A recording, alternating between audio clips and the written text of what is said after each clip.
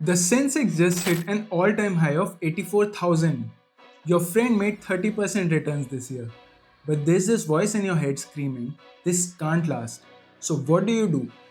Do you invest in risk buying at a higher price or wait for the market to crash? Look, I know you're confused. What do you do when the financial media is talking about India's growth story, record SIP flows, and how we are becoming the next economic superpower? But on the other side, you're hearing whispers about overvaluation. Here is what we will cover today: the reason for bullishness, why everyone's buying, the reason for caution, why smart money is worried, and a strategic framework on how to navigate this market scientifically. By the end of this video, you will have a clear data-driven strategy that removes emotion from your investment decisions. Let me start with why everyone's so excited about Indian markets. Monthly SIP flows have grown from 3,000 crores in 2016 to a record 26,000 crores in May 2025. That's a 26.9% annual growth rate for 9 straight years. 8.56 crore Indians now have SIP accounts. Think about it. That's more than the entire population of the UK investing systematically every month. Second, the economy is firing on all cylinders. The IMF projects India to grow at 6.2% in 2025 and 6.3% in 2026, the fastest amongst all G20 nations. The government just allocated 11.21 lakh crore rupees for capital expenditure, a 10% increase from last year. Third, we've become self-reliant. In the last decade, domestic institutional investors pumped in $195 billion while foreign investors added only $53 billion. We are 3.7 times less dependent on foreign money than we were 10 years ago. This means when global markets panic, we don't crash as hard. Remember in 2022 when markets were going down? Indian markets held up much better than other emerging markets. Finally, the charts are also looking good. Nifty is touching all-time highs. Foreign investors or FIIs have returned after months of selling. July historically has been a strong month for Indian markets. So, a growing economy, strong local environment, and strong momentum. These things are the fuel for a bull run. But here is where things get interesting. Almost every financial advisor is telling you to stay invested for the long term. But the current price to earnings ratios are at almost 25 times. That's 18% above the long term average of 21 times. Professor Sanjay Bakshi's research shows that every time the Nifty's PE exceeded 22, average returns over the next 3 years turned negative. Let me repeat that. Negative returns for the next 3 years. Ashwath Damodaran, the valuation guru from New York University, recently wrote, "The most expensive market in the world is India. No amount of hand waving about the India story can justify paying 31 times earnings, 3 times revenue, and 20 times EBITDA. When the world's most respected valuation expert calls you expensive, you listen." While everyone's excited about the India growth story, corporate earnings tell a different tale. Excluding banking and financial services, companies reported just 5% revenue growth in the first quarter of this financial year, with a 1% decline in EBITDA margins. Manufacturing growth is moderating. Corporate margins are under pressure. The easy growth of the post-COVID recovery is behind us. Look at history. In 2008, when markets peaked at similar valuations, the Sensex crashed 61%. In 2000, during the dot-com bubble, it took 3 years to recover. In 2021, when PE ratios hit 36, we saw a 20% correction within months. Markets that go up faster than earnings can justify always face a reckoning.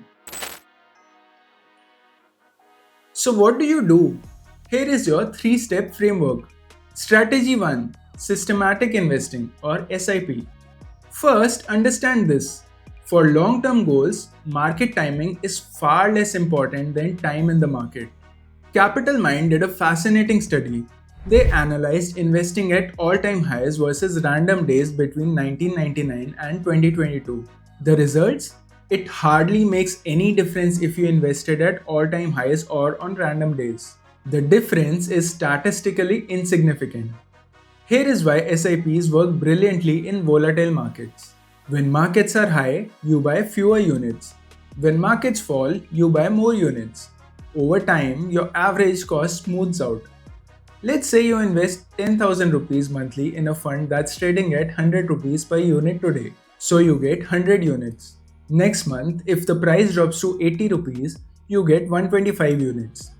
If it further drops to 50 rupees, you get 200 units. When the market recovers to 100 rupees, your 425 units are now worth 42,500 rupees. But you only invested 30,000 rupees. That's the power of rupee cost averaging. And if you want to go one step ahead of this strategy, then consider increasing the invested amount whenever the price is down. Strategy 2: Asset allocation and rebalancing. Don't put all your eggs in one basket. If your equity allocation has grown beyond your target due to market gains, it's time to rebalance. Vanguard research shows that annually rebalancing your portfolio is the best option for most investors. Here is a popular way in which people of different age groups invest. Now let's say if you're 25 years old and equity outperforms to become 85% of your portfolio, trim some profits to buy debt or gold. If markets crash and equity becomes 65%, do the opposite. This forces you to buy low and sell high automatically. Strategy 3: Quality over momentum. If you're selecting individual stocks, focus on quality over price movement.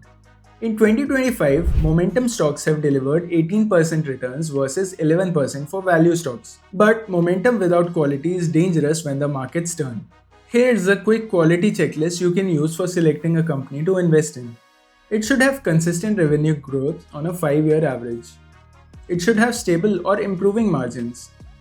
It should have a low debt to equity ratio and have a strong return on equity of more than 15%. It should also have predictable cash flows. Companies like TCS, Infosys, Asian Paints, and HDFC banks have survived multiple market cycles because they prioritize fundamentals over fancy growth stories. Here is my opinion. The current market euphoria reminds me of 2021's retail trading boom. Everyone seems to have become an expert. WhatsApp uncles are giving stock tips. Cab drivers are discussing multi-bagger stocks. This democratization of investing is beautiful, but it's also dangerous. When taxi drivers in Mumbai start talking about PE ratios, you know you're in bubble territory. But, and this is crucial, India's long-term story remains intact. We are digitizing faster than any major economy. We have a huge young workforce. Corporate governance has also improved dramatically since the 2000s. So my advice for investing at this market top? Don't stop your SIPs, but don't go overboard either. Stick to your asset allocation. Focus on quality. Let me leave you with this thought. Warren Buffett didn't become rich by timing the markets. He became rich by spending time in the market. We learned 3 things. Investing at highs isn't as dangerous as it seems if you are systematic. Asset allocation and rebalancing protect you from major downturns. Quality companies survive and thrive through all market cycles. Now here's your homework. Check your portfolio tonight. If equity has become much more than your desired allocation, book some profits and rebalance. And if you haven't started your SIP yet, start with a small amount this month. The best defense against market anxiety isn't perfect timing. It's having a plan and sticking to it. If this video helped clarify your investment confusion, smash that like button. Your support helps us create more data-driven content like this.